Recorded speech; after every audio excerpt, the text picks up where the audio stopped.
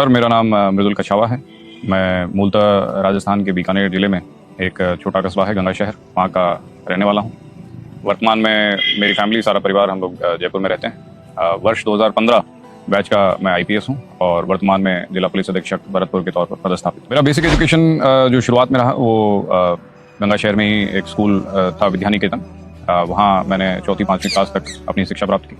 उसके बाद में पिताजी का ट्रांसफ़र जयपुर हुआ, तो जयपुर आकर के आगे की शिक्षा जो मेरी रही 12वीं क्लास तक वो केंद्रीय विद्यालय क्रमांक 1 जो जयपुर में था, वहाँ मेरी शिक्षा मैंने वहाँ प्राप्त की। उसके बाद में ग्रेजुएशन बीकॉम मैंने कॉमर्स कॉलेज राजस्थान यूनिवर्सिटी से किया। बीकॉम ग्रेजुएशन करने के उपरांत masters of international business MIB वो मैंने राजस्थान यूनिवर्सिटी से पोस्ट ग्रेजुएशन की एक डिग्री प्राप्त की। साथ ही साथ इन दोनों ग्रेजुएशन और पोस्ट ग्रेजुएशन के साथ में पैरेलली CA और CS दोनों कोर्सेज जो हैं वो मैंने पूरे किए। ये मेरा एजुकेशनल बैकग्राउंड। सर, आपका एजुकेशन बैकग्राउंड बताता है कि आपने CA CS इतनी बड़ी बड़ी डिग्री हासिल की, तो जाहिर सी बात कि आपके पास बहुत सारे ऑप्शन अवेलेबल होंगे, multinational companies, big salary packages. फिर भी सर आप इस फील्ड में क्यों आए सर? हाँ, बात आपकी सही है। कहीं ना कहीं CA CS अपने आप में प्रोफेशनल डिग्रीज हैं और CA CS करने के बाद में बहुत सारे प्रोफेशनल एवेन्यूज़ आपके लिए रहते हैं। कई सारे कॉर्पोरेट सेक्टर में जॉब्स हों, चाहे खुद की प्रैक्टिस करना कोई चाहे, तमाम प्रकार के ऑप्शंस व्यक्ति के पास में उपलब्ध होते हैं। परंतु कहीं ना कहीं ये दोनों कोर्सेज करने के बाद भी एक आप कह लें कि एक जिज्ञासा, एक आकांक्षा कुछ और बड़ा करने की थी। और उसी समय पे मेरे पिताजी ने मुझे बताया UPSC के बारे में और मुझे इंस्पायर किया। मेरे बड़े भाई, उन्होंने भी मुझे इस चीज़ के लिए इंस्पायर किया और UPSC के बारे में उन्होंने मुझे बताया। वहीं से इस चीज़ की शुरुआत हुई और UPSC की तैयारी फिर मैंने शुरू की। वर्ष लगभग 2011 के अंत में मैंने UPSC की शुरुआत की थी अपनी जर्नी की और लगातार संघर्ष करते करते आज इस स्थिति में आपके समक्ष। जितनी कहानियाँ सफलता की हैं उससे ज़्यादा कहानियाँ असफलता की भी हैं। फ़र्क केवल इतना है कि सफलता की कहानियाँ जो हैं वो आपके हमारे बीच में आ जाती हैं, असफलता की कहानियाँ कहीं खो जाती हैं। ऐसे मौके पे टीम को पुनः मोटिवेट करना, कोई बात नहीं, इस बार नहीं हुआ, फिर से प्रयास करेंगे।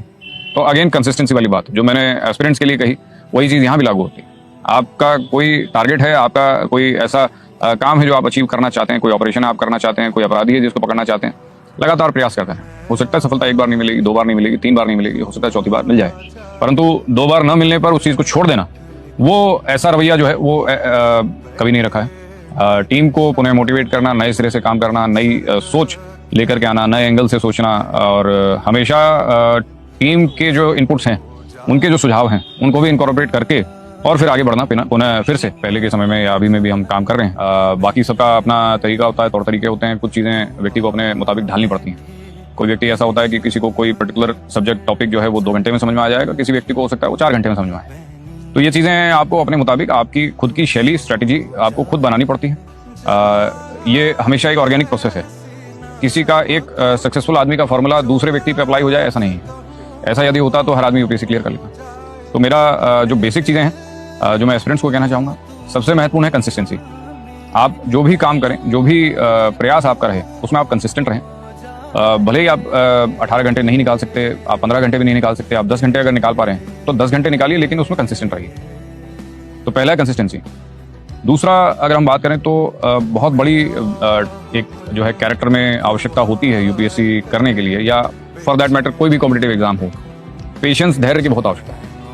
बहुत बार होता है आप पहला प्रयास करेंगे, हो सकता है उसमें असफलता मिले, आप दूसरा प्रयास करेंगे, हो सकता है असफलता मिले। तो पेशेंस बहुत ज़्यादा आवश्यक है। पेशेंस और कंसिस्टेंसी अगर आप में होगी, ये 2 वैल्यूज़, तो मैं मानता हूँ कि कहीं ना कहीं आप ना केवल UPSC बल्कि जीवन में भी सफल